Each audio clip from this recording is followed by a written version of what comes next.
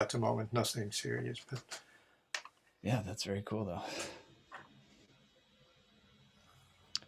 All right.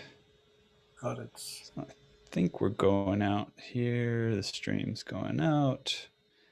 Just make sure that I see that.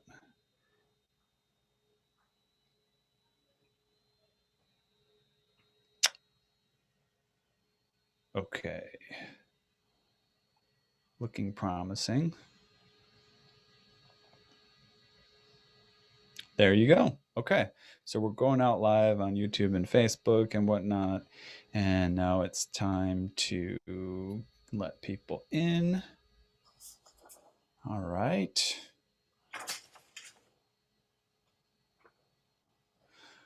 Welcome, everyone, to Piano Tech Radio Hour. It's a pleasure to have you here, as always. Thanks so much for joining us. We have a very special guest today, which I will introduce in a moment, who I think will have some very special things to share with us as well. And let me just make sure we're letting all the stragglers in here, let everybody in. And I'll just wait a minute or two while people are jumping in. Looks pretty good. Okay, let's intro, and I'll just continue to let people in. So welcome to Piano Tech Radio Hour, which is this very special program we have every Saturday here, and we bring in interesting and intelligent and expert folks from the piano industry, be they piano technicians, who are doing rebuilding or tuning or voicing or all sorts of repairs or whatever they're into, as well as other types of professionals in pianos, all the way from piano store owners to musicians, and people who are working, for various organizations within the piano industry. And this is brought to you by Piano Technicians Masterclasses, which brings you an online educational resource that offers you cutting-edge instruction from piano industry masters without leaving your home. You could find out more about that at www.pianotechniciansmasterclass.com. And now what I'll do is give an intro to our guest today. And his name is Johan Krebs. You may know him as a regular attendee to Piano Tech Radio Hour, and we're finally getting a chance to let him speak up and share some of his wisdom with us. And he's been putting together some very interesting concepts about how to approach the piano and optimizing its performance. And from what he said, it's been something that's been evolving, over the weeks, months, and years as of late, and we're really happy to hear about it. I'll give an intro of him so you just get a sense of his background, and that goes a little bit like this. With a background in laboratory technology and in clinical music therapy, Johan was introduced to piano building, rebuilding, and tuning at the Music University of Vienna, Austria, and by working in two factories, Brugger and Erbar, where Anton Petrov learned piano building 100 years ago. And Karl Rib, the owner of Erhab, was the head examiner for Austria for piano builders, who was very generous with his knowledge and who challenged Johann to no end. And Dieter Bergauer taught him the trade from the ground up, including bass string winding and forte piano restoration. 50 years later, and having worked for 30 years at universities as a staff technician, much has been learned about the importance of specifically piano sound from faculty, visiting artists, and recording engineers, and by doing tuning research to learn about the factors involved. And with all that, which is a great foundation for us to learn about Johan, I will introduce to you Johan. He has a presentation to share with us today, and we'll quickly get into that as well. So welcome, Johan. Great to have you. Well, thank you, Ethan. And it's great to be with you all, spend an hour with you all. I'd like to start out by saying something we do here in British Columbia, in Canada. I live on the territory of the Tsleil-Waututh and Squamish nations. And since BC never has made treaties, this is still their land. And I'm privileged to be able to live here, work here, and speak from their territories. Thank you for that. The topic today is as much about the future of the piano as it is about pianos and piano servicing. In particular, the common piano in people's homes, because that's, for most of us, our mainstay of work. But it applies just as much to pianos in music studios, universities, concert halls, and so on. Yeah, even if the piano is only used for enjoyment, it still makes a big difference to play a piano that is completely set up. And that's what we're talking about. What does it mean for a piano to be completely set up? I'm afraid I never learned to do that when I was younger. It took me 30 years to figure that out completely. And that's what I'm sharing with you. I'm also a member of the Southwest BC chapter in BC, and we've talked about things like the future of the piano. So this may be very timely to be talking about this. I'm going to switch to my presentation, which is called Integrative Piano Tuning. And you'll learn as we go why that name was chosen. So let's start.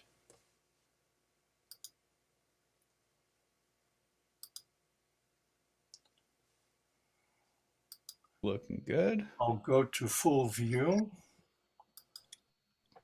So, okay, I hope that looks good for everybody. Looks great. Well, a happy piano makes everybody happy, not only the owner, but us, the tuners, as well. And I think that's very important if you want to stay with the work. I am, over the 50 years that I've been working, have reached several plateaus where I really doubted, should I keep on doing this? But then I discovered a new element in the aspect of piano tuning, and I stuck with it, and I'm so glad I did. But that happened probably 3-4 times because I can do other things. I can go back into chemistry, I can go back into music therapy, go back into college teaching. I've done all those things.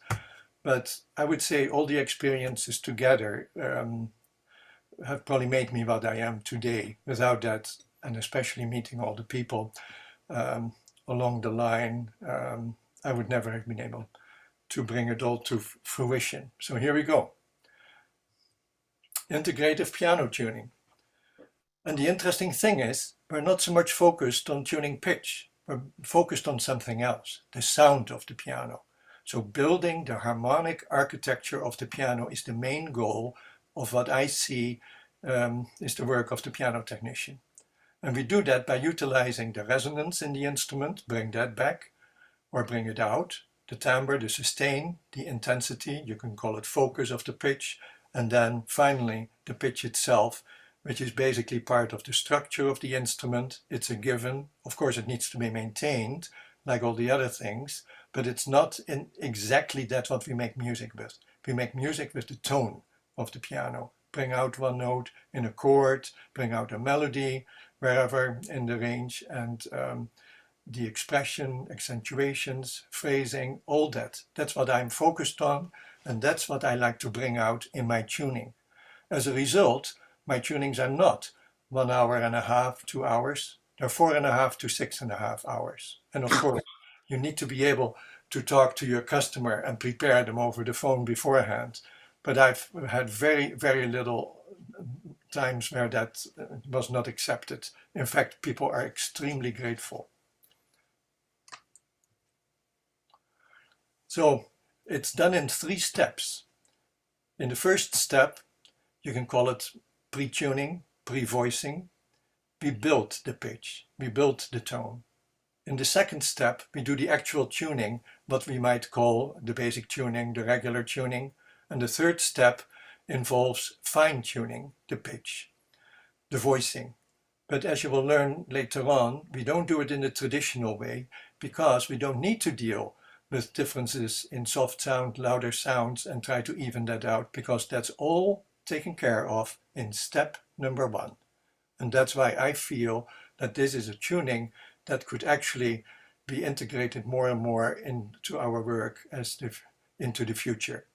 And it opens new possibilities for the tuner, for the owner of the instrument, and for all musicians, concert goers, you name it, even recording. if you ever were to do this, you'll see that the recording quality improves. Sorry, I'm back. So the tuning is built from the ground up. You remember in the introduction, Dieter Bergauer of the Bergauer factory, which used to be called the first cooperative of piano builders of Pest and Vienna. Pest is Budapest in Hungary. It was all the German Reich, if you may remember. And in the Depression years, in the 30s, the piano makers simply couldn't make it. So they got together, even between these two cities, which are probably, I forgot, say 50 kilometers apart. And they formed cooperatives to purchase parts collectively and support each other that way. And that was the factory. And when he took over, he started using his own name. He built 10 pianos a year, 10 uprights, 2 grand pianos, did a tuning at 7 in the morning, tuning at 7 at night, and went home. So he had very little sleep, but he always slept between 1 and 2 o'clock. The business was closed. He pulled the bed out in the factory. And he, as the owner, lied in the middle of the factory, sleeping, and all basically saying, do the same thing to us. That's kind of cute. I was certainly not used to that. So, to us, the piano tuner, what is the big advantage? For one, and I think it is perhaps even the most important thing, that we get complete control over the outcome of the tuning, from the first minute to the last minute. When we test the piano, play it perhaps if we can, let the owner play, let them try it out. So there's not one moment where we have no control over the outcome. And try to think about that. That's really quite important. Because normally, if we do a basic tuning, we end up having to voice. Yeah, where does that voicing go? We may not be able to resolve everything. Yeah, perhaps soft, loud notes, but not necessarily the character of each note. So then I say that most voicing problems are resolved in the pre-tuning phase.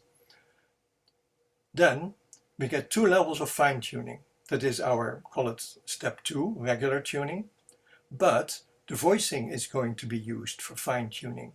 When you do that kind of, call it voicing still, voicing for timbre and intensity, you can hear the pitch slightly going up in the hammer that you're just voicing. And if you're doing an octave and say you have C4 and C5 to tune to each other, no, you have already tuned them, and you're going to fine-tune them after you've done the string tuning, then first C4, do the timbre voicing, you hear the pitch go up, you hear that your octave has become narrower, then you do the same to C5, and suddenly it's an octave again. So that's the last step of fine-tuning that I'm introducing, and we can all use that to have a greater outcome and make the piano really shine. It gives old pianos a new lease on life. In my view, it's not necessary anymore to bring all these pianos to the dump. In fact, many of them might even be better than your average piano bought new from a store if you do this work, and much more rewarding too, often. So it brings out the full tonal beauty and range in new pianos, because we all know that about 10% of the stores on this continent really send out a new piano fully set up, the way they can do it. The 90% usually don't do it, and that's sad, but it seems to be reality. So we end up doing it. So when I talk to a customer who's buying a piano, I often go with them, select a piano that I feel can be set up. It's not necessarily the so-called best sounding one in the store, because I listen for different things than most people do. I listen for the degree of sustain that the instrument has already, and for the range that it produces. Whether I go to Steinway in Hamburg or New York or wherever in the local store, it doesn't matter. It's all the same thing. And then I prepare the customer that whatever they're going to pay in Canadian dollars, the conversion is 0.75, I think,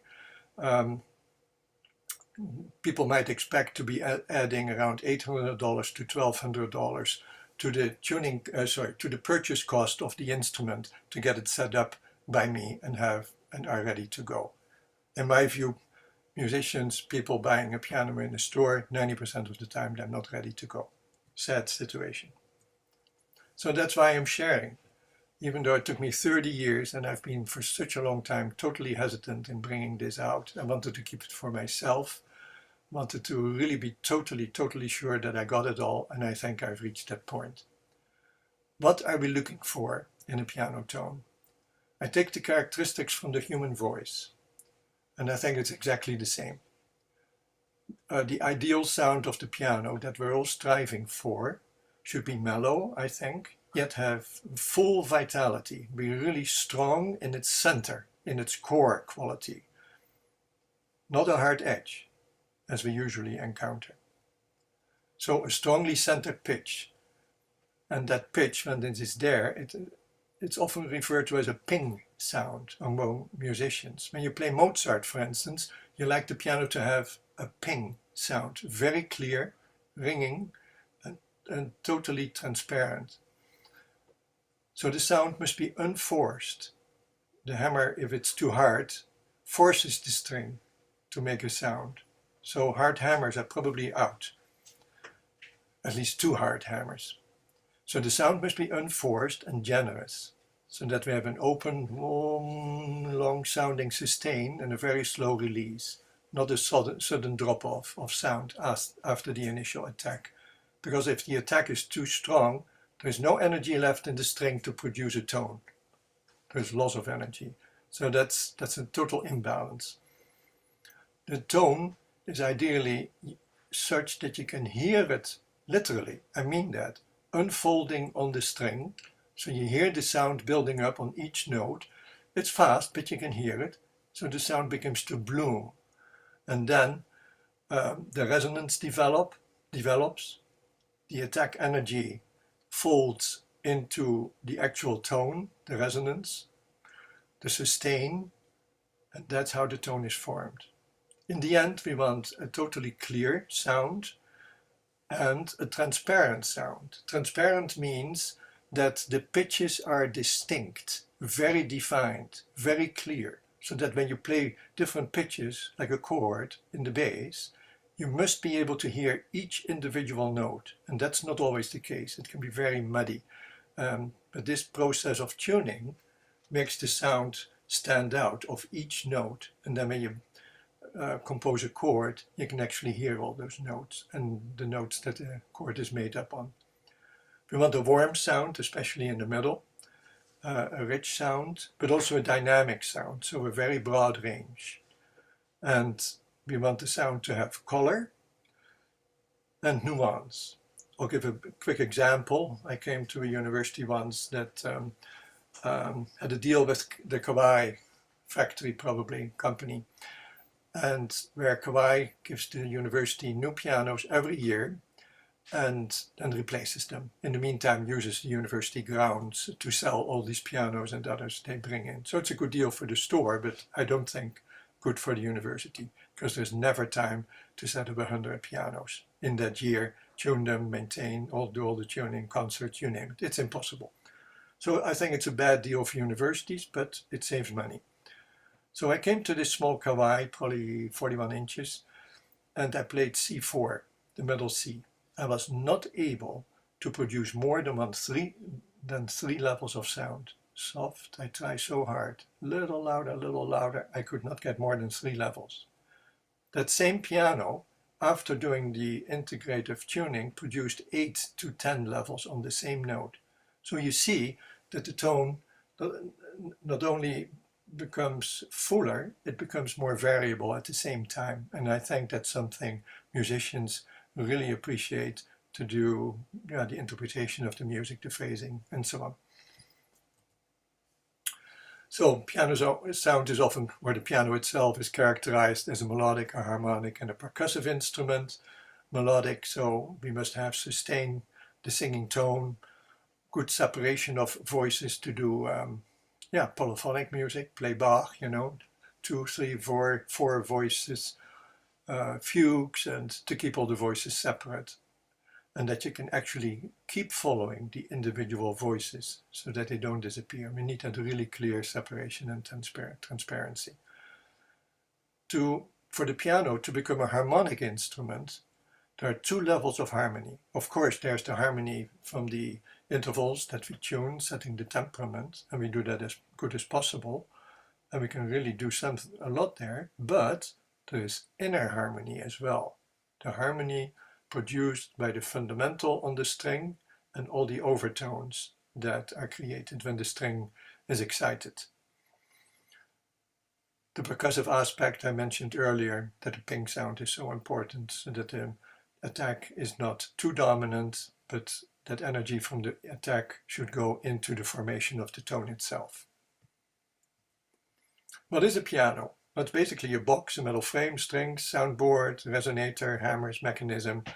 But the big issue is, are all these materials compatible with each other? Well, the answer is a big no. And that makes the piano probably the most unstable musical instrument in the world. And we as piano technicians are faced with that incredibly unstable instrument. And the instability causes the loss of tone. It's the reason that when the pitch changes and it goes out of tune, that we don't only hear that, but we hear a change in the sound, the harmonic structure of the strings, and that adds to the out of tune sound. So the task of the piano tuner, I think, in integrative tuning is to bring back the harmony in the sound first, then do the tuning, set the pitch, and then do your final adjustments for the timbre in the voicing. Why are these materials so incompatible? I'll go very quickly into that. When you have a car engine made out of aluminum, so an aluminum block, and you put it on a steel frame of the car, it's guaranteed to come loose. Aluminum and steel are not compatible. Look at the piano. We have brass A-graves in cast iron. Do you think that's compatible? No.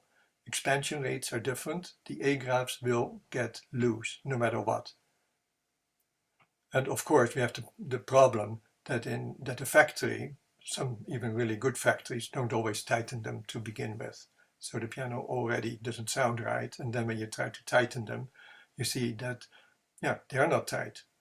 I had one of these very famous brands once, and there were 17 A-graves not tight. I could turn them an eighth to a quarter turn with the string tension on. And I said, you know, this was a brand new piano. And I told the customer this. I am not able to bring the sound out in this very expensive piano. The reason is this. And I'm a little conflicted about it as well, because I was the person selecting that piano with them. And I asked in the store, can I check the tightness of the A-graves as I was checking it out? The answer was no. I could not do that in the store with the customer present. So the piano arrived at the home. It became a warranty issue. Well, warranty issues in my case can be sad. I lost the customer. I lost the connection with the store just because I brought up that problem. But at least I've not lost my own integrity. So we went through the three steps already. Sorry. I'm just going to pass that on. Here is something that's very important. There is a definition, a scientific definition of the concept of pitch. Pitch is not just a frequency that we tune when we do a basic tuning. Pitch is composed of timbre, the tone color, the harmonics if you want, the fundamental, the intensity, and finally the frequency, that's what we normally tune. The other two, however, must be included in order for the pitch to become truly a pitch. Otherwise we're not tuning pitch. We're tuning an approximation, a partial, an aspect of pitch, the frequency. And that's something I'm going to ask you to let sink in. And I look at myself, you know, I've been tuning probably for 20 years, 10 years, before I got into all these things. And I realized myself, I was selling my work as tuning, but now I'm realizing, well, I was selling partial tunings, but was not completely clear about it in my own mind and to the customer. And I always go into an explanation of everything, why I do what I do, by talking about the structural stability of the instrument, the way they are constructed, designed, and the role of the screws that hold all the parts together that also always get loose, and the necessity of having stability in the action, whether this is an upright action or a grand piano action, you all want it to be stable. The brackets, the keyframe, etc. All the screws. Yeah, so the criteria. Before we tune a single note, make sure all the screws are tight. We have complete stability. All the hitch pins are tight, and I'll bring it up now already, because hitch pins are made of a soft, malleable iron. The plate is a cast iron, a completely different material. That means that the hitch pins are not compatible with the plate. They will always get loose. Let that sink in.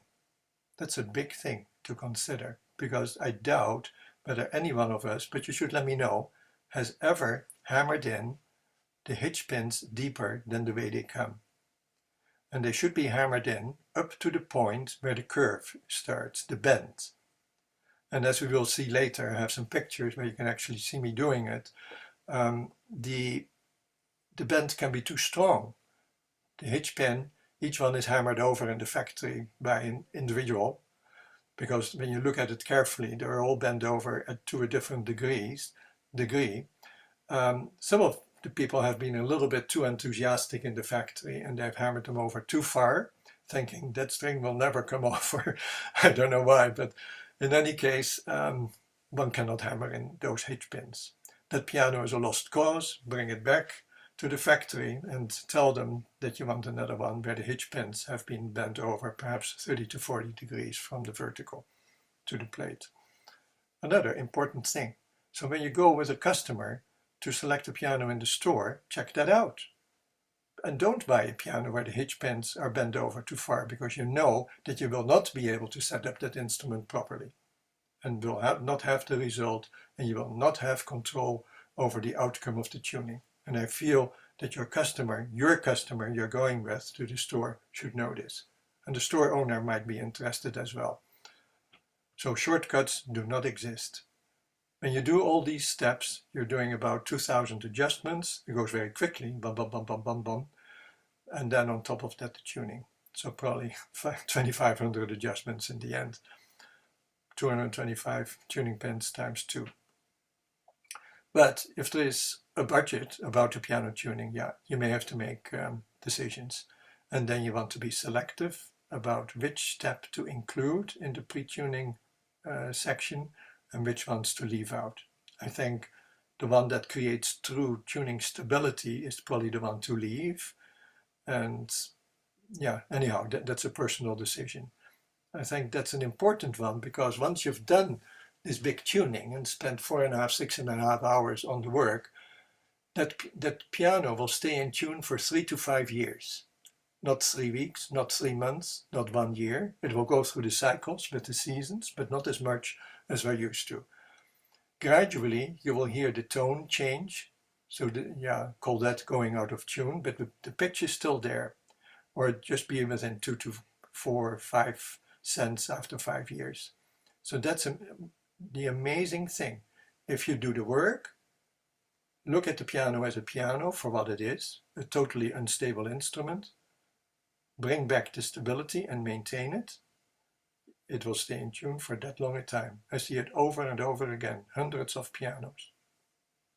And that way, the added cost can be spread over the years, and it's actually cheaper in the end than doing basic tuning, say every year or even more frequently.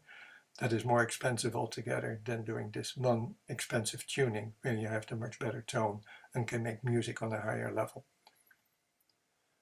So we need to be selective sometimes, just be realistic. I'm not against that, but I want to be clear. So start thinking.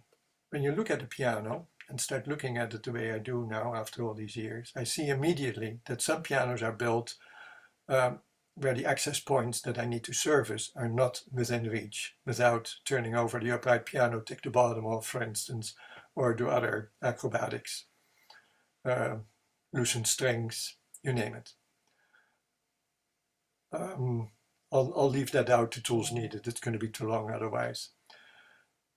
I just one short little story about the musical family came just from Iran, and the son who takes piano lessons greeted me at the door, and he was looking at me with big eyes, and he said, "I've opened up the piano for you and got it all ready. You can start right away." Now that was quite something. I come to the piano, all the case parts beautifully laid out on the floor, and the piano exposed. But I got a shock, a big shock. He had removed the pressure bars just below the tuning pins. It was an upright Petrov. And all the strings were just hanging freely, loosely, dangling in the piano. And I was to tune, at least I thought that's what I was hired to do. So, but, there's a big but. This is the first time for me that I was able to tighten the screws behind the pressure bar. And let's wait for a second. And you wouldn't believe it. Once I had it all done, so many tunings later, come back another day for stability of the tuning. That is probably the best tuning I've ever done, in this case a Petrov piano, because I was able to tighten the screws behind the pressure bar. And it is my view now that any factory that puts screws behind there and not above, below, from left to right, as some makes have done and perhaps still do, again, we lose part of the control over the outcome of the tuning, and the piano does not sound its best. And I thought, if this young man did this, just coming from Iran, do all the tuners in Iran take off the pressure bar, tighten the screws, put it back on, tune, come back another day? If they do, I take my hat off for them. So the principle is stability. We have a string. When is a piano string a string and not a loose wire in the piano, any piano? And that has to do with how the strings are mounted. So we are aware of the terminations, the mounting points. There are reflection points, duplex bars under the strings, for instance. And if anything is only a little bit loose, we will not have a string. It will be a loose wire. So very often, if we do not tighten everything beforehand, now looking back, I say to myself, I thought I was tuning, but I was tuning loose wires, not strings, because the characteristics did not come back by just going to the tuning pins. First, tighten everything. And this is a schematic drawing of a string with the damper, the resonator, in this case, a soundboard attached. Everything must be tight. That means the A graph must be totally tight, and you have to tighten it in the piano under tension. The hitch pin must be tight. The string must be seated around the hitch pin fully. And if you have a piano with like a Bluthner or whatever, with brass washers, shims under the string at the hitch pin, or a felt punching under the string like Bechstein's, for instance, do away with those things. The string sits too high on the hitch pin, it starts flagpoling, and you lose control again, and tone. I think it's only done for cosmetic reasons. I think these should be taken out, and I've done that many times to great gain. So the importance is have everything as solid as possible. If not, what happens? Say the hitch pin or the A graph is not solid, then the string, the defined string length is not the speaking length. It's the speaking length and an infinite length of the string. So now we have more than one fundamental, all mixed up, unrelated to each other. And that's why if one does not do this work, the harmonics, the overtones cannot set up properly on the fundamental. The fundamental will step back, be too weak, and not be the conductor, so to say, of the overtones, where they should be and how strongly they should sound. So we want a strong fundamental in the sound to have warmth, and for that we need strong terminations everywhere. And that's where the work goes. It takes about an hour and a half to 2.5 hours, depending on the piano, to do all that. So before the tuning. And that's where the time goes. But don't worry about it. I've done this so many times now, and say the owner of the house is upstairs doing some whatever in an office, and I hear suddenly a door opening upstairs, and a voice comes down, and the voice says, I can hear the sound of the piano improving as you go along. I can hear it all the way upstairs. And that is the confirmation that I'm on the right way, on the right path with their piano, and that I will have no problem collecting the money afterwards, even though I have prepared them in advance for an approximate figure, since I never know in advance what is all needed in the end. So when is a piano string a string and not a loose wire? I just covered that. We're tuning not pitches, but the harmonic architecture. We need a foundation for all the rest. The rest is just almost on the side. The architecture, that's the important thing we need to maintain. We need to make clear the concept of the stability. We talk about the expectations of doing all this work. And I brought this up already. Yeah, do you really seriously expect me to spend 4.5 to 6.5 hours on a tuning? What about all my other customers? But they will wait. I've had waiting lists of 3 months and more. People will wait, no problem. You get forever thankful customers. You will keep your own sanity too, because you're not always doing the same thing repetitively. There's so much variation in this work. And it points to the future, I think. If we start looking at the piano a little bit more than we do presently, what it really is, this unstable box with stuff inside that should become a musical instrument, we really need to think of it that way. And everybody will be very thankful in the end. And I've had professors, coaches, voice coaches, one actually, Margot Garrett from Juilliard, tell me that the pianos in Juilliard are not looked after this way.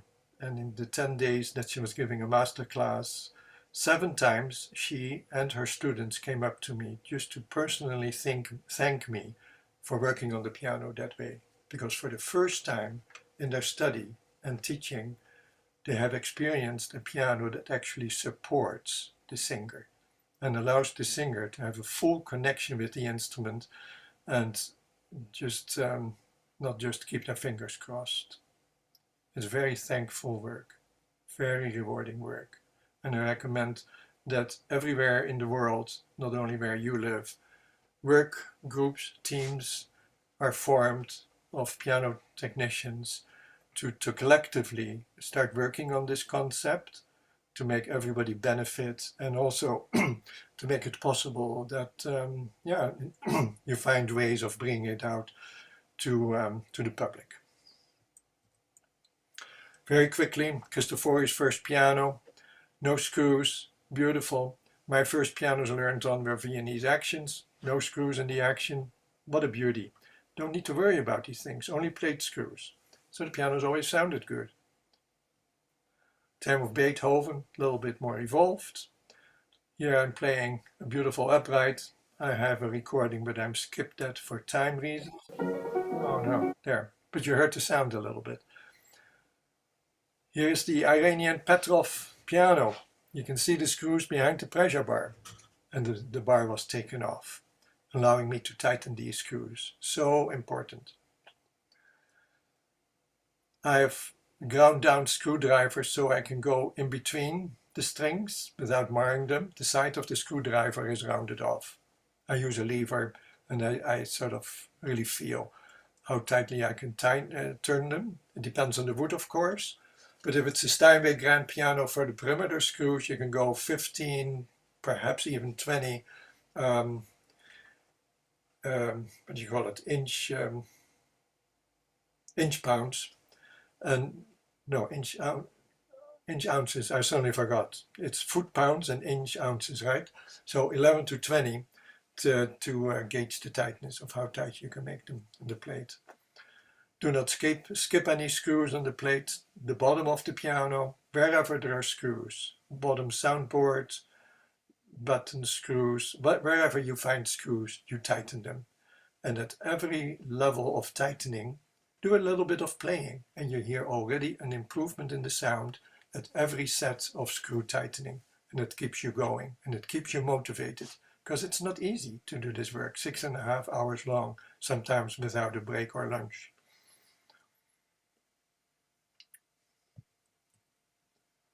So here you can see how screws are placed in one piano. I loosen the bass strings to get access, but in this case they're beautifully placed in between the strings. I'm so grateful.